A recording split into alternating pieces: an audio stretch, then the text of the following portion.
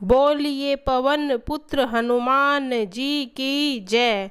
प्रिय भक्तों, क्या आपने कभी सुना है कि बड़े मंगलवार यानी कि ज्येष्ठ मंगलवार के दिन संकट मोचन हनुमान जी की एक दिव्य कथा सुन लेने मात्र से जीवन के सारे दुख स्वयं मिट जाते हैं और औलाद पर कभी कोई संकट नहीं आता। प्रिय भक्तजनों, आज आप जिस कथा का श्रवण करने जा रहे हैं वह केवल एक कथा नहीं बल्कि स्वयं संकटों से मुक्ति का द्वार है। यह पावन कथा मंगलवार के दिन हनुमान जी की उस दिव्य लीला और महिमा से जुड़ी है जिसे सुनने मात्र से मनुष्य के जीवन के सभी पाप, सभी दुख और सभी क्लेश स्वयं मिट जाते हैं। जो भक्त इस दिन हनुमान जी की सच्ची श्रद्धा से आराधना करते हैं उनके जीवन में ऐसा तेज, ऐसी शांति और ऐसा सौभाग्य आता है जो जन्मों जन्मों तक उनके साथ रहता है। कहते हैं, जब संसार में अधर्म बढ़ने लगता है, जब लोगों के मन में श्रद्धा और विश्वास खोने लगता है, जब अहंकार मनुष्य की बुद्धि पर पर्दा डाल देता है और जब पुत्र माता पिता के संस्कारों से विमुख होने लगता है, तब महावीर हनुमान जी अपने पराक्रम और करुणा से भक्तों का मार्गदर्शन करते हैं। आज एक ऐसी ही सुंदर कथा का श्रवण करेंगे। प्राचीन भारतवर्ष के आंचल में एक बहुत ही सुंदर, सुदूर और गौरवशाली राज्य था जिसका नाम था सुमेलपुर। सुमेलपुर की सुंदरता ऐसी थी मानो स्वर्ग का कोई अंश धरती पर उतर आया हो। चारों ओर लहराते हरे भरे खेत, कल कल करती नदियाँ और ऊंचे शिखरों वाले भव्य महल इस नगर की शोभा को बढ़ाते थे। इस वैभवशाली राज्य का स्वामी था शिरोमणि चक्रवर्ती सम्राट राजा वज्रबाहु। राजा वज्रबाहु अपने नाम के अनुरूप ही अत्यंत शक्तिशाली थे। उनके भीतर हजारों हाथियों के समान बल था और उनकी भुजाएं वज्र के समान सुदृढ़ थी। अपने वीरता और बाहुबल के दम पर उन्होंने सुमेलपुर की सीमाओं को बहुत दूर दूर तक फैला दिया था। उनके नाम मात्र से शत्रु थर थर कांपते थे। राजा के शासन में प्रजा बहुत सुखी थी। नगर के बाजारों में रौनक रहती थी। खेतों में अनाज के भंडार भरे रहते और मंदिरों में घंटों की गूंज सुनाई देती थी। सुमेलपुर के महल की आभा तो देखते ही बनती थी, लेकिन इस राजमहल की असली शोभा थी वहाँ की महारानी रानी मधुलिका। रानू मधुलिका जितना सुंदर और रूपवती थी, उससे कहीं अधिक वह गुणों की खान थी। उनके चेहरे पर एक दिव्य आभा रहती थी जो उनकी गहरी धार्मिक प्रवृत्ति का प्रतीक थी। रानी मधुलिका हनुमान जी की परम भक्त थी। उनका दिन सूरज निकलने से बहुत पहले ही आरंभ हो जाता। वह ब्रह्म मुहूर्त में उठती, पवित्र स्नान करती और फिर अपने निजी कक्ष में बने हुए भव्य हनुमान मंदिर में प्रवेश करती। उस मंदिर में हनुमान जी की एक अत्यंत ही सुंदर और भव्य मूर्ति स्थापित की गई थी। वह उस मूर्ति की पूजा करती थी और वहाँ बैठकर सुंदर कांड और हनुमान चालीसा का पाठ करती। वह प्रभु के चरणों में चमेली का तेल और सिंदूर अर्पित करती। प्रभु की सेवा और पूजा में ही उसका दिन बीतता था। हनुमान जी की असीम कृपा से सुमेलपुर में सब कुछ मंगल ही मंगल था। राजा और रानी के आंगन में खुशियाँ तब और बढ़ गई जब उनके घर में नहीं बल्कि 4 तेजस्वी पुत्रों ने जन्म लिया। धीरे धीरे वक्त बीत गया और राजकुमार बड़े होने लगे। पूरा राज्य इन खुशियों से भरा हुआ था। रानी हर मंगलवार को हनुमान जी की विशेष पूजा रखती और गरीबों में दान पुण्य करती। लेकिन वक्त के साथ साथ एक अनहोनी घटना घट रही थी। जहां रानी की भक्ति बढ़ रही थी, वहीं राजा वज्रबाहु के भीतर अहंकार धीरे धीरे अपना घर बना रहा था। राजा को लगने लगा था कि सुमेलपुर की यह खुशहाली और कीर्ति केवल उसकी अपनी भक्ति और बाहुबल के कारण है। उसे लगने लगा था कि उनके 4 पुत्र उनकी चारों दिशाओं के स्तंभ है। अब उसे कोई देवी की भक्ति की आवश्यकता नहीं। एक दिन की बात है, राजा वज्रबाहु अपने कक्ष में अपने विशेष मंत्रियों के साथ राज्य की नई नीतियों और सीमाओं के विस्तार को लेकर बड़ी गंभीर मंत्रणा कर रहे थे। राजा का मुख गर्व से तमतमा रहा था। रानी ने विनम्रतापूर्वक राजा से कहा, महाराज, कुछ दिनों बाद हनुमान जयंती आने वाली है। मेरी इच्छा है कि इस बार हमारे सुमेलपुर नगर के मध्य में हनुमान जी की एक अत्यंत भव्य और विशाल आयोजन किया जाए। पूरे नगर को दीपों से सजाया जाए और प्रभु की ऐसी पूजा हो कि उनकी कृपा सदा हमारे राज्य पर बनी रहे। राजा ने मंत्रणा बीच में ही रोक दी। उन्होंने अपनी तिरछी नज़रों से रानी की ओर देखा और एक उपहास में हंसी भरे स्वर में कहा। राजा ने कहा, रानी, तुम फिर से वही पुरानी बातें याद करने लगी हो। क्या तुम्हें दिखाई नहीं दे रहा कि मैं इस समय अपने मंत्रियों के साथ राज्य के विस्तार की योजना बना रहा हूँ? मैं युद्ध की बात कर रहा हूँ और तुम पूजा की। मैं इस समय पूजा के लिए राजकोष से इतना बड़ा धन खर्च नहीं कर सकता। अभी राज्य को सेना और हथियारों की आवश्यकता है। यदि तुम्हें इतनी ही पूजा करनी है तो तुम अपने कक्ष के मंदिर में जाकर कर सकती हो। वह मेरे पुरुषार्थ और भुजबल का परिणाम है, कोई देवी शक्ति का नहीं। किसी मंदिर की पूजा के कारण हमें यह सब नहीं मिला। अपने पति के मुख से अहंकार से भरे शब्दों को सुनकर रानी मधुलिका का हृदय कांप उठा। उसकी आंखों से आंसू आ गए। उन्होंने सोचा कि महाराज धीरे धीरे कितने बड़े भ्रम में फंसते जा रहे हैं। वह समझ गई थी कि उनके पति के मन में अहंकार का अंधकार बहुत गहरा हो गया है। वह बिना कुछ कहे वहां से चली गई और सीधे अपने मंदिर में जाकर हनुमान जी की प्रतिमा के सामने गिर पड़ी। रोते हुए प्रार्थना करने लगी, हे पवन पुत्र, हे प्रभु, मेरे पति को सद्बुद्धि दे, उनके इस अहंकार को नष्ट करें, इससे पहले कि बहुत देर हो जाए। वह भूल रहे हैं कि आपकी इच्छा के बिना तो एक पत्ता भी नहीं हिलता। कुछ दिनों बाद राजा वज्रबाहु को किसी जरूरी राजकीय कार्य से नगर से बाहर जाना पड़ गया। वह अपने कुछ सैनिकों के साथ यात्रा पर निकले। गर्मी का मौसम था और दोपहर की तपती धूप में चलते चलते राजा थक गए। प्यास के मारे उनका कंठ सूखने लगा। तभी उन्होंने देखा कि रास्ते में ही कुछ दूर पर एक बरगद का पेड़ है और उसके नीचे एक साधु बैठे हैं। वह साधु अपनी ध्यान मुद्रा में लीन थे। उनके सामने हनुमान जी की एक छोटी पंचमुखी प्रतिमा रखी हुई थी। साधु पूरी तरह से अपनी भक्ति में डूबा हुआ था। राजा वज्रबाहु वहां पहुंचे, लेकिन उस साधु ने अपनी आंखें नहीं खोली, न ही राजा का स्वागत किया। राजा, जो पहले ही अंधकार में डूबे थे, इस उपेक्षा को वह सहन नहीं कर पाए। उन्होंने लगा कि यह एक पाखंडी साधु है जो जानबूझकर उनका अपमान कर रहा है। क्रोध के आवेश में आकर राजा ने अपना आपा खो दिया।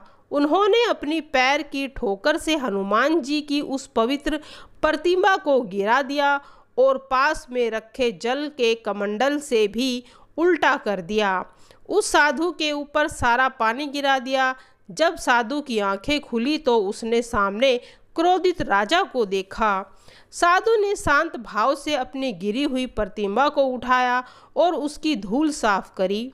साधु की आंखों में क्रोध नहीं बल्कि करुणा और चेतावनी थी। उसने राजा की ओर देखकर कहा, राजन, तुम्हें अपनी शक्ति पर बहुत अहंकार हो गया है।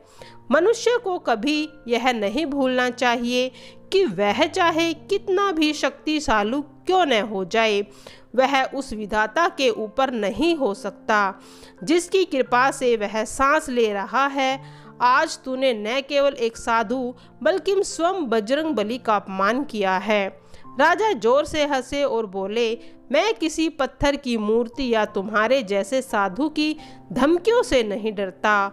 मैं तो सम्राट वज्रबाहु हूँ। मैं देखता हूँ कि तुम्हारे यह भगवान मेरा क्या बिगाड़ लेते हैं।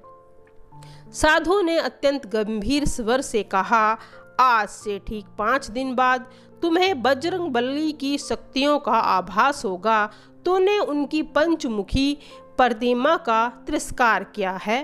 अब वह समय याद रखना जब तुम्हारी आंखों के सामने वह सब कुछ ढह जाएगा जिस पर तुझे गर्व है। राजा ने साधु की बातों को अनसुना कर दिया और अपने महल की ओर लौट आए। अगले दिन सुबह जब राजमहल में मंगल गान हो रहा था, तभी अचानक एक हृदय विदारक समाचार आया। राजा का सबसे ज्येष्ठ और प्रिय पुत्र, जो युद्ध कला में निपुण था, अचानक मूर्छित होकर गिर पड़ा। उसे तेज ज्वर ने पकड़ लिया। राजा के मन में अचानक साधु की बात बिजली की तरह कौंधी, लेकिन उन्होंने उसे वहम मानकर झटक दिया। उन्होंने राज्य के सबसे बड़े वैद्यों को बुलाया। राजकुमार का शरीर अग्नि की तरह तप रहा था। बड़े बड़े उपचार किए गए, दुर्लभ जड़ी बूटियां मंगवाई गई, लेकिन राजकुमार की स्थिति पल पल बिगड़ती जा रही थी। 3 दिन बीत गए। राजकुमार की स्थिति और भी गंभीर हो चुकी थी। सांसें उखड़ने लगी थी। रानू मधुलिका पागलों की तरह अपने मंदिर में हनुमान चालीसा का पाठ कर रही थी, लेकिन राजा अभी भी वैद्यों के भरोसे बैठे हुए और अनंत वहीं पर उनका डर था। चौथे दिन की आधी रात राजकुमार के प्राण पखेर हो गए। पूरे राजमहल में सन्नाटा पसर गया। पुत्र की मृत्यु की खबर सुनकर रानी मधुलिका की चीख निकल गई। वह अपने मृत पुत्र के शरीर से लिपटकर फूट फूट कर रोने लगी। राजमहल की दीवारों में उनकी करुणा की पुकार गूंजने लगी। राजा वज्रबाहु स्तब्ध खड़े थे। उन्हें विश्वास नहीं हो रहा था कि वह उनका पुत्र, जिसे वह अपनी दाई भुजा कहते हैं, आज बेजान पड़ा है। पूरे सुमेलपुर में शोक की लहर दौड़ आई। राजा का अहंकार धीरे धीरे अब एक भयानक डर में बदलने लगा था। प्रिय श्रोताओं, सुमेलपुर के उस भव्य राजमहल में जहां कभी खुशियों की शहनाइयां गूंजती थी, आज वहां केवल सन्नाटा और सिसकियां शेष रह गई थी। ज्येष्ठ राजकुमार की मृत्यु में पूरे राज्य की कमर तोड़ दी। रानू मधुलिका की स्थिति देखकर पत्थर का कलेजा भी पिघल जाए। वह अपने पुत्र के पार्थिव शरीर को सीने से लगाए बैठी थी। उनकी आंखों में आंसू सूख चुके थे और वह शून्य में निहार रही थी। रह रहकर उनके मुख से सिर्फ एक ही शब्द निकलता था, हे महावीर, यह कैसी परीक्षा है प्रभु। क्या मेरे पति के अहंकार का दंड निर्दोष। राजा वज्रबाहु अपने कक्ष में अकेले बैठे थे। उनके सामने उनका वह बाहुबल, उनकी वह सेना और धन धान्य से भंडार से भरे धरे रह गए। वह अपने पुत्र को बचाने के लिए ब्रह्मांड की हर दौलत लुटाने को तैयार थे, लेकिन काल के क्रूर हाथों से उसे छीन न सके। राजा के मन में उस साधु के शब्द किसी विषैले बाण की तरह चुभ रहे थे। आज से ठीक 5 दिन बाद तुम्हें बजरंग बली की शक्तियों का आभास होने वाला है। तुमने उनका अपमान किया है, अब तुम दंड भुगतो। वह शब्द रह रहकर उसके कानों में बार बार पड़ रहे थे। राजा का मन उदास हो गया। एक हिस्सा कह रहा था कि यह मात्र एक संजोग है, कोई बीमारी जो राजकुमार को निगल गई, लेकिन दूसरा हिस्सा डर से कांप रहा था कि अभी तो केवल पहला दिन बीता है, अभी 4 दिन शेष हैं। अहंकार की परतें अभी भी इतनी मोटी थी कि राजा ने अपनी भूल स्वीकार करने की बजाय महल के पहरे और बढ़ा दिए। उन्होंने राज्य के कोने कोने से तांत्रिकों और ओझाओं को बुलाने का आदेश दिया ताकि वे महल में किसी भी बुरी नज़र का प्रभाव खत्म कर सके। अभी राजकुमार का अंतिम संस्कार पूरा हुआ था। अगले दिन की सुबह एक और वज्रपात। दूसरा राजकुमार जो घुड़सवारी में निपुण था और जिसकी वीरता के चर्चे दूर दूर तक थे, वह अस्तबल में अपने प्रिय घोड़े को सहला रहा था। अचानक वो शांत घोड़ा न जाने क्यों फिकर गया। उसने ऐसी दुलत्ती मारी कि राजकुमार सीधे दीवार से जा टकराया और उसके सिर से खून की धारा बह निकली। महल में फिर से चीख की पुकार मच गई। राजा दौड़ते हुए वहां पहुंचे। उन्होंने देखा कि उनका दूसरा पुत्र तड़प रहा है। वैद्य आए, पट्टियां बांधी गई, लेकिन राजकुमार की आंखों की ज्योति धीरे धीरे बुझने लगी। राजा चिल्लाए, वैद्यराज, इसे कुछ नहीं होना चाहिए, मैं तुम्हें सोने से तौल दूंगा, बस मेरे पुत्र के प्राण बचा लीजिए। परंतु नीति को तो कुछ और ही मंजूर था। हनुमान जी की वह पंचमुखी प्रतिमा जिसने राजा ने ठोकर मारी थी, वह शायद न्याय का प्रतीक बन चुकी थी। सूर्य अस्त होते होते दूसरे राजकुमार ने भी दम तोड़ दिया। अब सुमेलपुर का आकाश काले बादलों से घिर गया। प्रजा में त्राही त्राही मच गई। लोग फुसफुसाने लगे कि राजा ने किसी सिद्ध पुरुष का अपमान किया है, जिसका खामियाजा पूरा राज्य भुगत रहा है। रानू मधुलिका अब पूरी तरह टूट चुकी थी। वह लड़खड़ाती हुई राजा के पास आई। उनके बाल बिखरे हुए थे और वस्त्र मिट्टी से सने हुए थे। उन्होंने राजा के चरण पकड़ लिए और दहाड़ मारकर रोने लगी, महाराज, अब तो अपनी जिद छोड़ दीजिए। देखिए, हमारे 2 दीपक बुझ गए। सुमेलपुर का भविष्य अंधकार में डूब रहा है। वह कोई साधारण साधु नहीं था, वह स्वयं संकट मोचन के दूत थे। चलिए मेरे साथ उसी स्थान पर जहां उस प्रतिमा से क्षमा मांगेंगे। प्रभु बड़े दयालु हैं, हमें माफ़ कर देंगे। राजा वज्रबाहु ने रानी को झटक दिया। उनके भीतर का क्षत्रिय अहंकार और उस पर छाई हुई मति भ्रम की छाया अभी हटी नहीं थी। उन्होंने गरज कर कहा कि नहीं मधुलिका, यह कोई भगवान का कोप नहीं, यह उन दुश्मनों की साजिश है जो मेरी बढ़ती हुई शक्ति से जलते हैं। उन्होंने उस साधु को भेजा होगा और वही मेरे पुत्रों पर जादू टोना करवा रहा है। मैं वज्रबाहु हूँ, मैं किसी के सामने नहीं झुकूंगा। प्रिय भक्तों, राजा का यह शब्द कहना था कि अचानक महल की मसाल अपने आप बुझ गई। एक ठंडी और भयानक हवा का झोंका पूरे गलिहारे में दौड़ गया। ऐसा लगा मानो स्वयं काल ने अपनी उपस्थिति दर्ज कराई हो। रानू मधुलिका समझ गई कि अब विनाश निकट है। वह भागती हुई अपने मंदिर में गई और हनुमान जी के चरणों में सिर रख दिया। करुणा के स्वर में गाने लगी, अतुलित बलधामा हेमशाला देहम धनु जवन कृशाननुम ज्ञानम अग्रम। उनकी आवाज़ में इतना दर्द था कि सुनने वाले की रूह कांप जाए। वह प्रभु से विनती करती रही, उनकी बाकी 2 पुत्रों की रक्षा करे। वह बार बार कह रही थी, हे बजरंगबली, मेरे पति के अपराध को दंड मेरी कोख को मत दीजिए। मैं आपकी दासी हूँ, मैंने सदा आपकी सेवा की है। अगर बलि चाहिए तो मेरी ले लीजिए, पर इन मासूमों की जिंदगी को छोड़ दीजिए। तीसरे दिन की दोपहर हुई। पूरा सुमेलपुर सन्नाटों में डूबा हुआ था। गलियों में कुत्ते रो रहे थे, बड़ी अनहोनी का संकेत। तीसरा राजकुमार जो अपनी माता के पास मंदिर में बैठा था, अचानक उसे सांस लेने में तकलीफ होने लगी। उसका चेहरा नीला पड़ने लगा। रानी उसे गोद में लेकर जोर जोर से हनुमान चालीसा पढ़ने लगी, लेकिन जैसे जैसे समय बीत रहा था, राजकुमार का शरीर ठंडा पड़ता जा रहा था। राजा वज्रबाहु, जो अपने कक्ष में तलवार हाथ में लिए पहरा दे रहे थे, उन्हें खबर मिली कि तीसरे पुत्र की स्थिति भी बिगड़ रही है। वह पांगनों की तरह मंदिर की ओर दौड़ा। वह दृश्य देखकर उसका कलेजा मुंह को आ गया। रानी मधुलिका हनुमान जी की प्रतिमा के सामने माथा टेक कर विलाप कर रही थी और उनके बगल में तीसरा पुत्र प्राणहीन पड़ा था। राजा की तलवार हाथ से छूटकर गिर गई, घुटनों के टिक गई और उसके पास शब्द नहीं थे। 3 दिन 3 पुत्र साधु की यह भविष्यवाणी अब सच हो रही थी। सुमेलपुर, जो कभी वैभव नगरी थी, अब वह एक दुख का कारण बन रही थी। हर घर में मातम था, क्योंकि उनके राजा के अहंकार ने उनके राजकुमारों की बलि ले ली थी।